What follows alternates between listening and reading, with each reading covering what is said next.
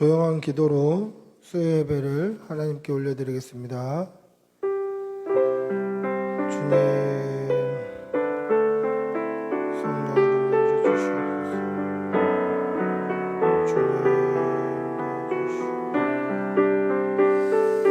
주님 도와주시옵소서.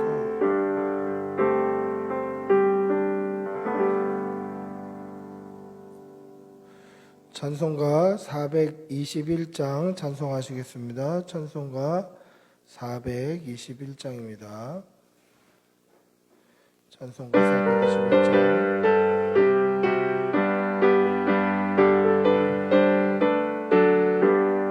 내가 예수 믿고서 죄사함 받아 나의 모든 것 다 버렸네. 지금 내가 가는 길 천국 길이요 주의 피로 내 죄가 씻겼네. 나의 모든 것 변하고 그 피로 구속받았네. 하나님은 나의 구원이시오니 내게 정죄함 없겠네. 주님 맑은 빛에서 어둠에 치니 나의 모든 것 다 변했네. 지금 내가 주 앞에 온전케 되는 주의 공로를 의지함일세. 나의 모든 것 변하고 그 피로 구속받았네. 하나님은 나의 구원 되시오니 내게 정죄함 없겠네. 내게 성령이 임하고 그 크신 사랑 나의 맘에 가득 채우며 모든 눈코 내게서 물리치시니 내 맘 항상 주 앞에 있던. 나의 모든 것 변하고 그 피로 구속받았네. 하나님은 나의 구원 되시오니 내게 정죄함 없겠네.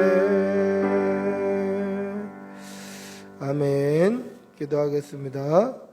사랑의 아버지 하나님, 오늘 주일 예배를 하나님 앞에 올려드리고 한 주간 살아가다가 이렇게 3일째 되는 수요일 저녁에 주의 전에 나와 또 말씀 앞에 섭니다. 우리의 지난 날을 돌아보면 허물뿐이고 죄뿐임을 고백하오니 우리의 죄를 사하여 주시고 깨끗게 하여 주시고 성령으로 충만케 하여 주시옵소서. 하나님, 이 한 주간 살아가는 중간에 아버지 앞에 섰던 우리의 마음들을 돌이켜봅니다. 하나님, 우리의 삶의 여정 가운데서도 우리가 순간순간 삶의 여정 중간에 우리의 지난 날을 돌아보고 앞으로 인도하실 하나님의 그 계획과 섭리를 생각하는 그러한 쉼의 시간이 있게 하여 주시옵소서. 오늘 하나님 앞에 우리의 마음을 드리오니 우리의 마음을 받으시고 우리에게 필요한 복으로 채워 주시옵소서. 특별히 이 강단을 통하여서 하나님 친히 말씀하여 주시고 하나님의 말씀이 선포될 때에 받는 우리가 아멘으로 화답하며 마음의 은혜를 받을 수 있도록 하나님 성령의 불로 부어 주시옵소서. 오늘 하루 우리의 삶을 돌아보며 말씀을 붙들고 살았는지 아니면 우리의 욕심을 따라 살았는지 돌아보게 하여 주시고 날마다 하루하루의 삶이 하나님과 말씀과 동행하는 그러한 삶인지 돌아보게 하여 주셔서 우리 하루하루의 삶이 하나님 붙들고 말씀 붙들고 십자가 붙들고 사는 그 하루의 삶이 모여서 우리의 일생이 믿음의 삶이 되게 하여 주시옵소서. 오늘도 하나님 함께 하여 주시고 이 예배 가운데 성령님 함께 하여 주실 줄 믿사오며 우리 주 예수님의 이름으로 기도드리옵나이다. 아멘. 주님 도와주시옵소서. 성령님 도와주시옵소서. 은혜 내려주시옵소서.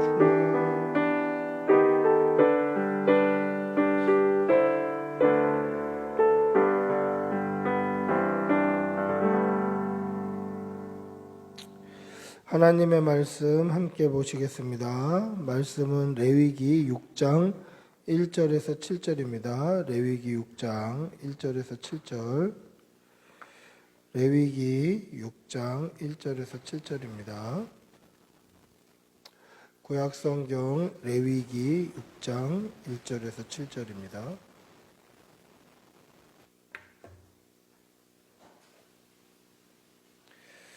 레위기 6장 1절에서 7절.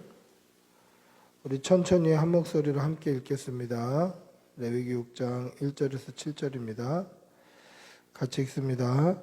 여호와께서 모세에게 말씀하여 이르시되 누구든지 여호와께 신실하지 못하며 범죄하되 곧 이웃이 맡긴 물건이나 전당물을 속이거나 도둑질하거나 착취하고도 사실을 부인하거나 남이 잃은 물건을 줍고도 사실을 부인하여 거짓 맹세하는 등 사람이 이 모든 일 중 하나라도 행하여 범죄하면 이는 죄를 범하였고 죄가 있는 자니 그 훔친 것이나 착취한 것이나 맡은 것이나 잃은 물건을 주운 것이나 그 거짓 맹세한 모든 물건을 돌려보내되 곧 그 본래 물건의 5분의 1을 더하여 돌려보낼 것이니 그 죄가 드러나는 날에 그 임자에게 줄 것이요 그는 또 그 속건 제물을 여호와께 가져갈지니 곧 내가 지정한 가치대로 양떼 중 흠 없는 순양을 속건 제물을 위하여 제사장에게 끌고 갈 것이요 제사장은 여호와 앞에서 그를 위하여 속죄한즉 그는 무슨 허물이든지 사함을 받으리라. 아멘. 할렐루야. 우리가 믿는 이 기독교 신앙, 우리가 믿는 이 기독교, 뭐 세상에서 볼 때는 종교라고 합니다만은 우리가 볼 때는 이게 종교가 아니고 진리죠. 다른 길이 없지 않습니까? 뭐 여러 길, 뭐 자기가 성찰할 수 있고, 뭐 자기의 뭐 자아를 실현할 수도 있고, 뭐 그런 길들 중에 하나가 아니라 우리에게는 오직 한 길, 예수 그리스도밖에 없어요. 그래서 종교라는 말을 쓰는 것을 사실은 그렇게 좋아하지는 않습니다. 그러나 세상에서는 많은 종교들 중 하나로 보는 거죠. 그런데 우리가 믿는 이 기독교 신앙, 이것을 세상 사람들이 개독교라고 부르는 이유가 뭔가? 유독 뭐 다른 종교에 있는 사람들, 뭐 천주교나 불교나 그런 사람들은 뭐 굳이 그런 말을 잘 사용하지 않는데 왜 기독교만 너는 교회 다니는 사람이, 너는 예수 믿는 사람이, 너는 그리스도인이라는 사람이 이런 얘기를 들으면서 핍박을 받고 개독교라는 소리를 들어야 할까? 그 이유가 뭡니까? 그 이유는 세상이 그리스도인들에게, 세상이 기독교인들에게 기대하는 기대감이 있다라는 거예요. 그게 뭡니까? 우리가 말하는 예수 그리스도 십자가 사랑대로 살아라라는 거죠. 그걸 기대하는 거예요. 그러니까 그렇게 살지 못할 때에 개독교 소리를 듣는 겁니다. 세상으로 하여금 비판을 받고 조롱거리가 되는 것이죠. 여러분, 뭐 여러 가지 이유가 있습니다만은 제가 생각해 볼 때는 크게 두 가지 이유 때문에 기독교인들이 그리스도가 하나님이 교회가 욕을 먹는 것 같다라는 생각을 하게 됩니다. 두 가지 이유 중에 첫 번째 이유는 무엇입니까? 첫 번째 이유는 믿지 않으면서 믿는 채 하는 거짓 성도들 때문에 하나님이 욕먹는 거예요. 믿는 사람에게는 반드시 믿음의 삶들이 나타나요. 근데 믿지도 않으면서 믿는 채 하다 보니까 믿음의 삶이 하나도 나타나지 않는 거죠. 세속적이고 인간적이고 뭐 죄성이 가득하고 그러면서 나는 신앙이다. 나는 기독교인이다. 나는 교회 다닌다. 나는 예수 믿는다. 이렇게 말하는 이 거짓 성도들 때문에 욕을 먹는 거예요. 또 어떤 사람들 때문에 욕을 먹습니까? 광신적인 사람들 때문에 욕 먹는 거예요. 하나님은 우상이 아니심에도 불구하고 하나님을 믿는다라고 얘기하면서 우상 숭배하는 광신적인 그러한 사람들 때문에 욕을 먹는 거죠. 이 광신적인 사람들의 삶의 형태는 어떻습니까? 하나님 때문에 자신의 일반적인 삶을 다 포기해 버리는 거예요. 뭐 가족도 필요 없고 친구도 필요 없고 회사도 필요 없고 그냥 광신적으로 교회만 있으면 되고 뭐 하나님만 있으면 되고 뭐 그렇게 살아가는 것이죠. 여러분, 뭐 우리의 삶 가운데 다른 것보다 하나님께 우선순위를 두어야 되는 것은 맞지만 이런 비정상적인 광신적인 그러한 신앙을 하나님은 원하시지 않아요. 여러분, 하나님은 인격적이신 분이십니다. 인격적이신 분이다라는 것은 이 비정상적인 사람들을 용납하시지 않는다라는 거예요. 하나님을 욕먹게 하고 그리스도인들을 욕먹게 하고 교회의 이름을 땅에 떨어지게 하고 이런 비정상적인 신앙인들을 하나님은 원치 아니하신다라는 것입니다. 또 그런 사람들도 있습니다. 교회는 뭐 가족도 모르고 부모도 모르고 뭐 조상들도 모른다. 왜 그런 얘기들 합니까? 우리가 믿는 이 신앙으로는 제사를 드릴 수가 없어요. 그냥 뭐 우리 한국에서 한국 토속적인 신앙 안에서 있었던 그 제사 이런 것들을 우리는 할 수 없죠. 뭐 조상도 몰라본다. 뭐 뿌리도 몰라본다. 여러분 그거는 우상 숭배이기 때문에 우리가 하지 않는 것입니다. 그런데 보십시오. 10계명 중에 10가지의 계명 중에 앞에 4개의 계명은 하나님과 사람과의 관계 안에서 있는 계명이에요. 율법이에요. 그리고 5번째 계명부터 10번째 계명까지는 사람과 사람 사이에서 지켜야 될 율법이에요. 그러면 이 프로테지로 따지면 어떻습니까? 4대 6으로 사람 사이에 지켜야 될 계명, 율법이 더 많아요. 그리고 그 중에 가장 첫 번째, 5번째 계명이 뭡니까? 네 부모를 공경하라라는 거예요. 그러니까 아니 뭐 교회 다닌다고 그러면서 뭐 이웃도 모르고 가족도 모르고 친지도 모르고 부모도 모르고 삶을 다 내팽개치고 그냥 교회 이렇게만 하더라. 그렇게 욕할 것은 그것이 정상적인 신앙이 아니다라는 거죠. 하나님께서도 인간적인 관계들을 더 우선시, 더 많은 비중을 말씀하고 계시고 그 중에 가장 위에 있는 것은 부모를 공경하는 것입니다. 물론 우선순위는 하나님이 되어야겠지만 그런 비정상적인 헌신을 요구하시는 분이 아니다라는 것이죠. 인격적이신 분이기 때문에 비정상적인 헌신을 요구하시는 분이 아니다라는 거예요. 여러분, 혹여나 어떤 교회가 이러한 비정상적인 헌신을 요구한다. 혹여나 어떤 단체가 이런 비정상적인 헌신을 요구한다. 뭐 일반 생활도 필요 없고 직장도 필요 없고 가족도 필요 없고 부모 형제도 필요 없고 자식도 필요 없고 그냥 무조건 교회 이렇게만 헌신을 요구한다라고 하면 그거는 비정상적인 교회예요.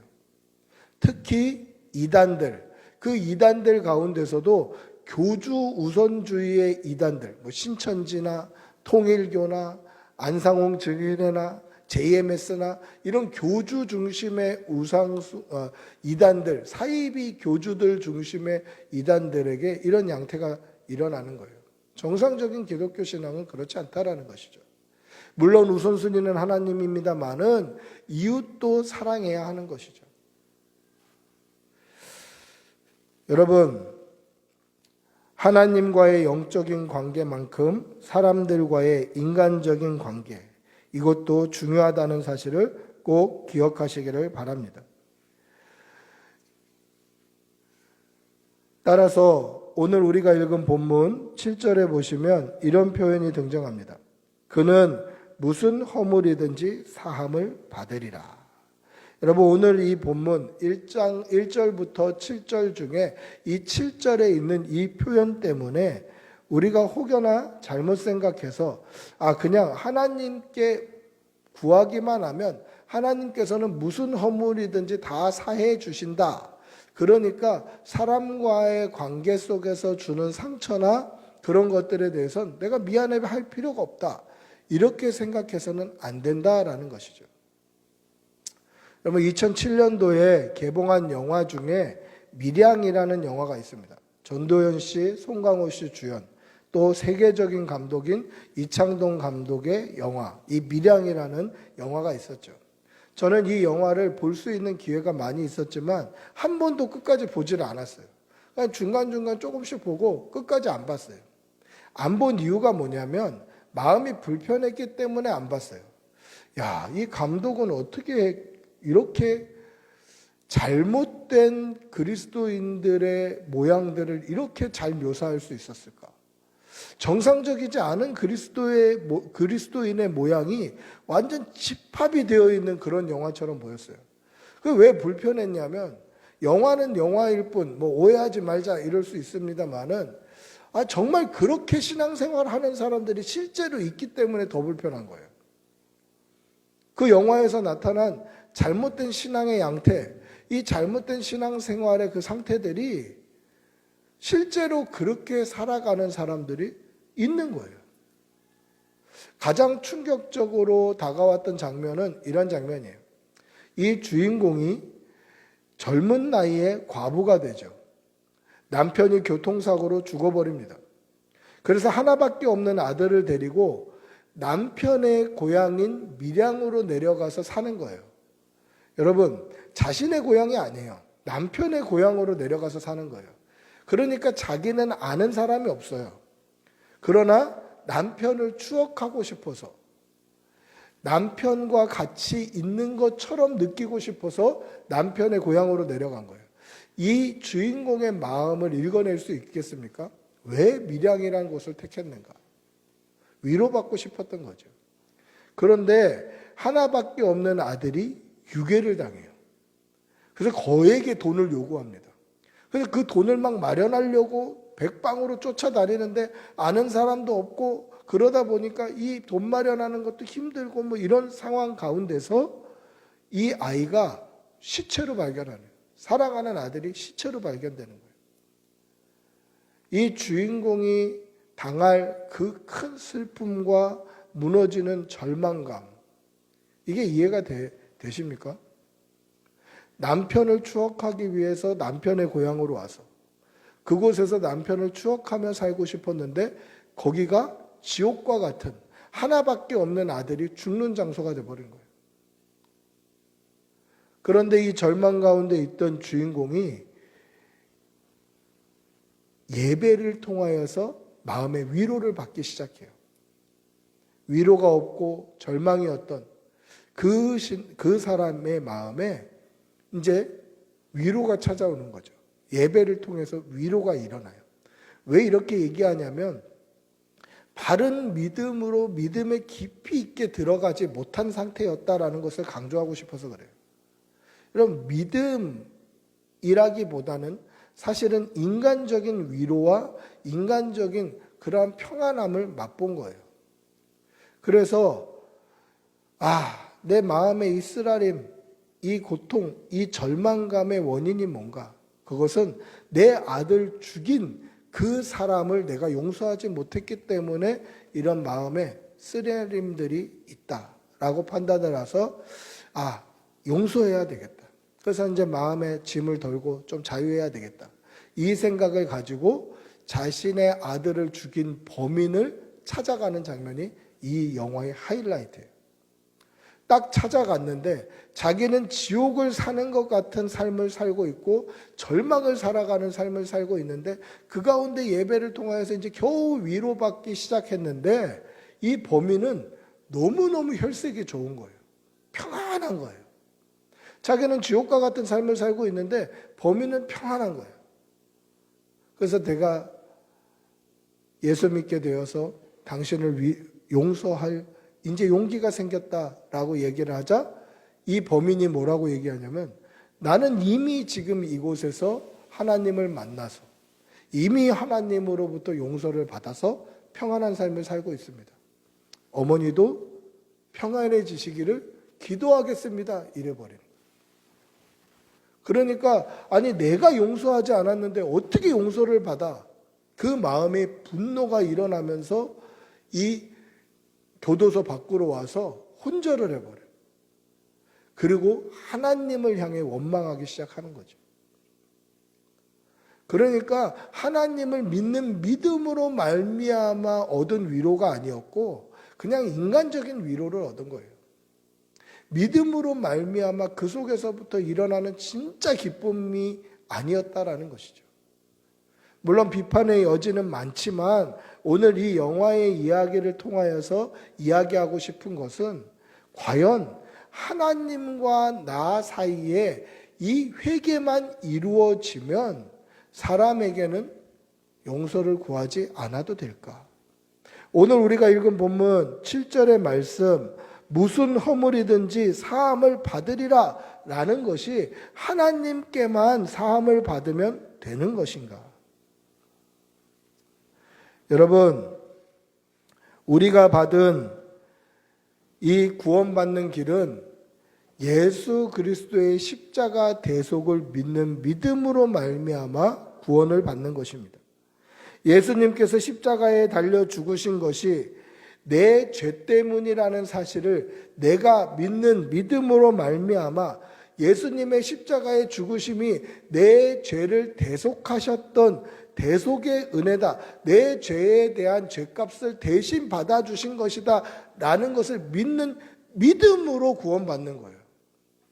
그냥 입으로만, 마음은 그렇지 않을지라도 실제로는 내가 죄인이라는 사실을 깨닫지 못한다 할지라도 그냥 하라고 하니까 입으로만 회개합니다. 용서해 주십시오. 이 정도 가지고 죄사함을 받았다라고 생각하면 안 돼요. 이 정도 가지고 구원받았다라고 생각하면 안 돼요. 주여 주여 주여 하는 자마다 다 천국 가는 게 아니더라는 것이죠. 아버지 뜻대로 행하는 자라야 천국에 가는 거예요.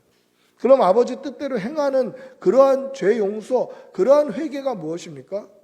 그것은 첫 번째로 내가 진짜 죄인이라는 사실을 인정하는 거예요. 아, 내가 죄인이구나. 내가 죄인이구나. 이 사실을 인정하는 것이 첫 번째 전제되어야 돼요. 두 번째는 내가 죄인이라는 사실이 인정되지만 내가 능력이 없어서 이 내 죄지만 이 죄를 해결할 능력은 나에게 없다. 나는 능력이 없는 인간이구나. 내 죄지만 내 죄마저도 해결할 능력이 나에게 없구나. 이것을 깨닫는 거예요. 그리고 세 번째, 그렇다면 이 내가 해결할 수 없는 이 죄 문제를 대신 지시고 죽으신 그분이 예수 그리스도라는 사실을 믿는 거죠. 믿음으로 말미암아 예수님의 십자가의 죽으심이 내 죄 때문에 죽으신 대속의 은혜라는 사실을 믿고, 아, 저분의 죽으심, 예수 그리스도의 죽으심 때문에 내가 죽어야 될 이 죄가 깨끗해졌다라는 것을 정말 진심으로 믿는 것입니다. 그리고 이 믿음으로 말미암아 죄인이었던 내가 하나님의 자녀로 거듭나는 거예요. 거듭나는 거예요. 그러면 당연히 거듭난 성도에게는 거듭난 성도의 삶이 따라와야 되는 것이죠. 그전에는 죄인의 모습으로 살았지만 거듭난 성도로서 하나님의 자녀다운 삶, 그리스도인다운 삶이 반드시 따라오는 거예요. 그렇기 때문에 그 삶을 가지고 이웃을 사랑하고 그 삶을 가지고 부모를 공경하고 그 삶을 가지고 살인하지 않고 간음하지 않고 말씀대로 살 수 있게 되는 것입니다. 거듭난 삶이 따라와야 하는 것이죠. 따라서 오늘 우리가 읽은 이 말씀, 어떤 잘못을 할지라도 하나님께 회개만 하면 무슨 죄와 허물이든지 하나님께서 사해 주신다라고 해석하는 것은 무리한 해석이다라는 것이죠. 오늘 7절 말씀을 온전히 이해하려면 1절부터 6절의 말씀을 이해해야 해요. 1절부터 6절의 말씀을 종합해 보면 어떤 내용입니까? 어떤 사람이 남의 물건을 전당 잡거나, 전당 잡는다는 건 뭐예요? 남의 물건을 담보로 잡아서 돈을 빌려주거나 아니면 남의 물건을 잠시 맡아두거나 그랬을 때에 이 남의 물건을 전당을 잡고 잠시 맡아두는 이 사람이 그 물건이 탐이 나서 이거는 원래 내 물건이었다고 우기고 속이고 그 물건을 뺏는 것은 도둑질하는 범죄다라는 것이죠.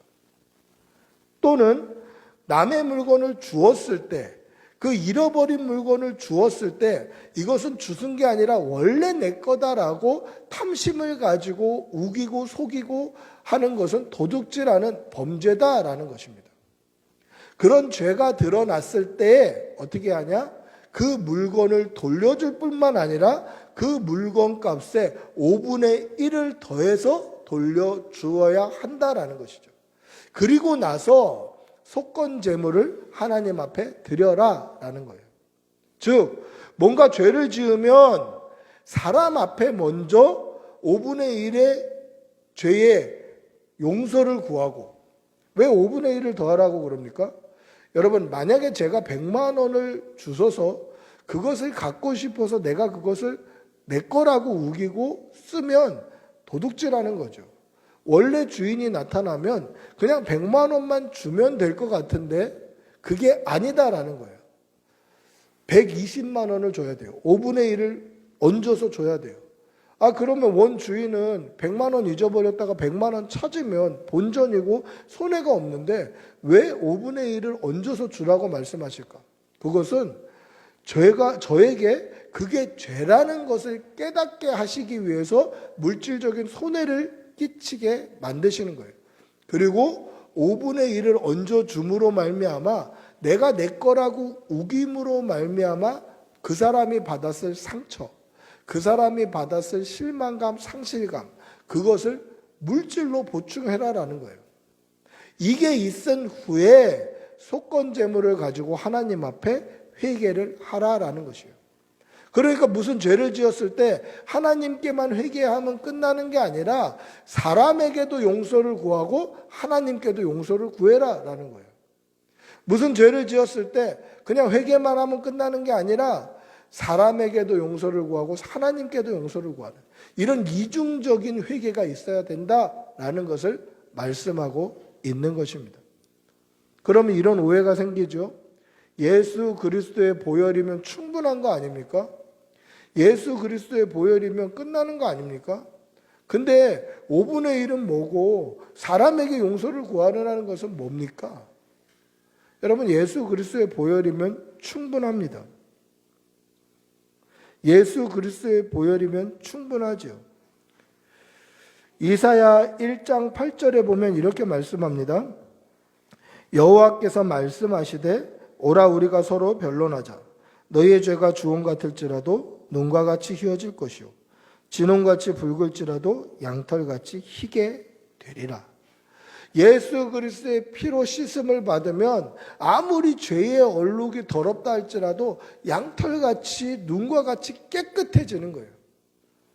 또 이렇게도 말씀합니다. 히브리서 10장 17절에 보시면 그들의 죄와 그들의 불법을 내가 다시 기억하지 아니하리라. 즉 예수 그리스도의 보혈의 씻음을 받으면 우리의 죄와 불법을 하나님이 다시는 기억하지 아니하신다. 즉 잊어버리신다라는 거예요. 예수님의 보혈이면 충분합니다. 그런데 제가 강조하는 게 무엇입니까?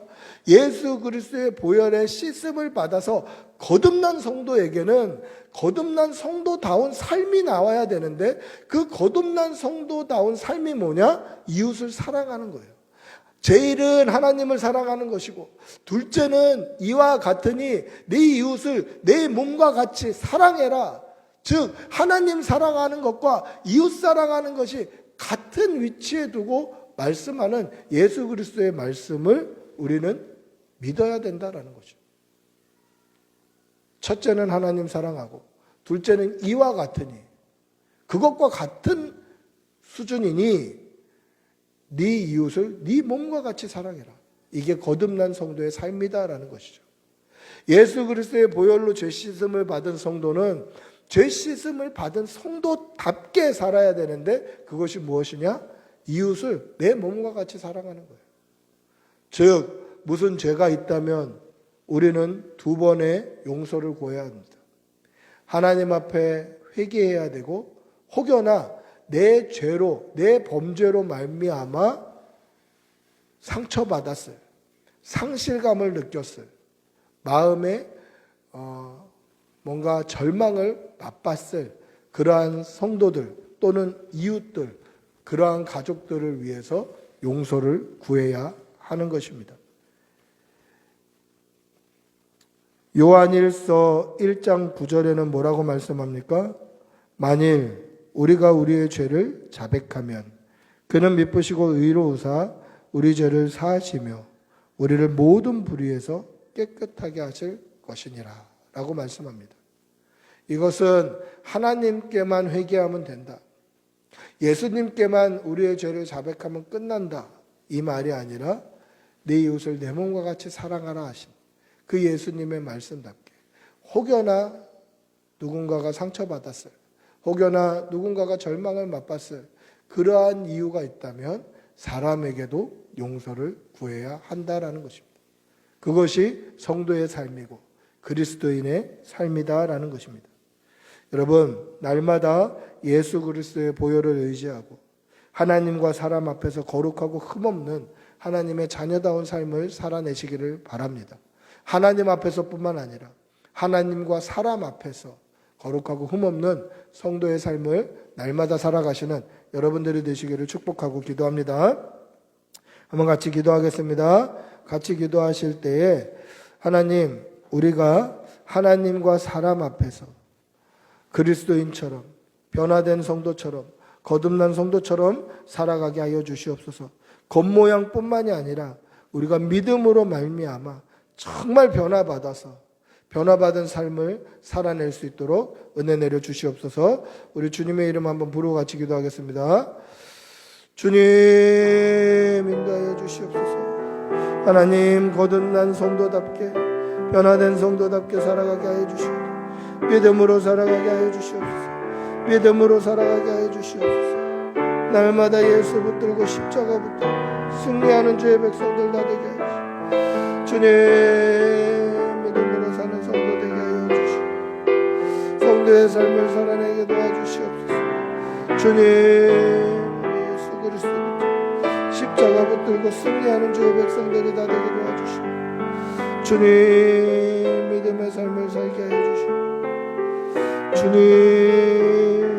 하나님과 사람 앞에서 거룩하고 순전하게 해주시옵소서.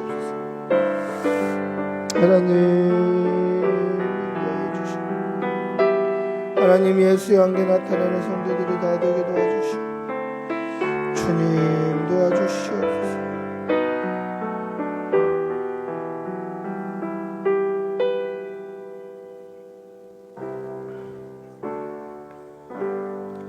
사랑의 아버지 하나님, 우리가 하나님과 사람 앞에서 거룩하고 흠없는 성도로 살아가게 하여 주시옵소서.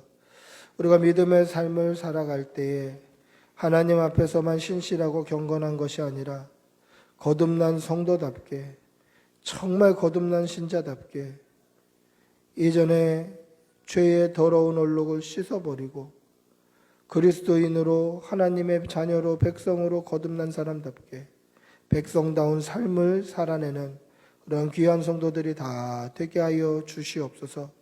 혹여나 우리가 외식하고 있지는 않은지 우리 믿음을 돌아보게 하여 주시고 하나님과 사람 앞에 신실한 종으로 살게 하여 주시옵소서. 감사를 드리며 우리 주 예수님의 이름으로 기도드리옵나이다. 아멘. 찬송가 425장 찬송하시겠습니다. 425장입니다.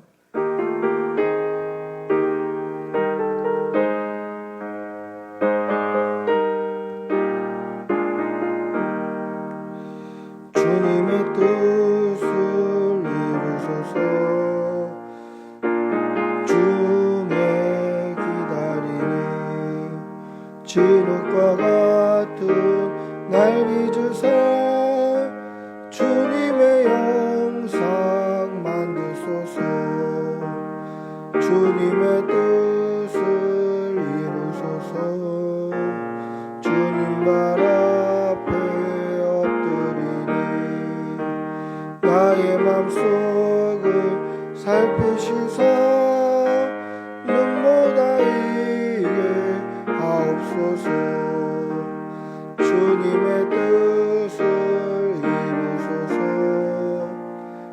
힘들어 몸이 피곤할 때 권능의 손을 내게 펴사 강건케 하여 주옵소서. 주님의 뜻을 이루소서. 온전히 나를 주장하사 주님과 함께 동행함을 만민이 알게 하옵소서.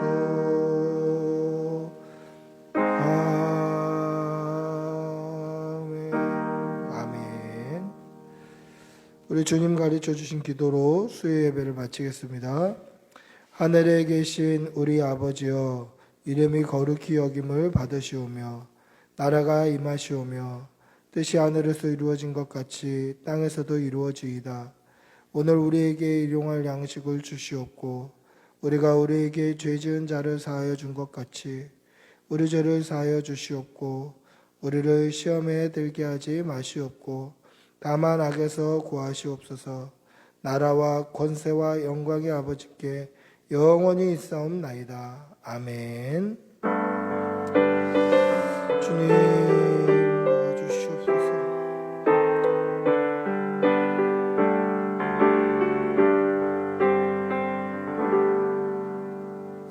예배를 마쳤습니다.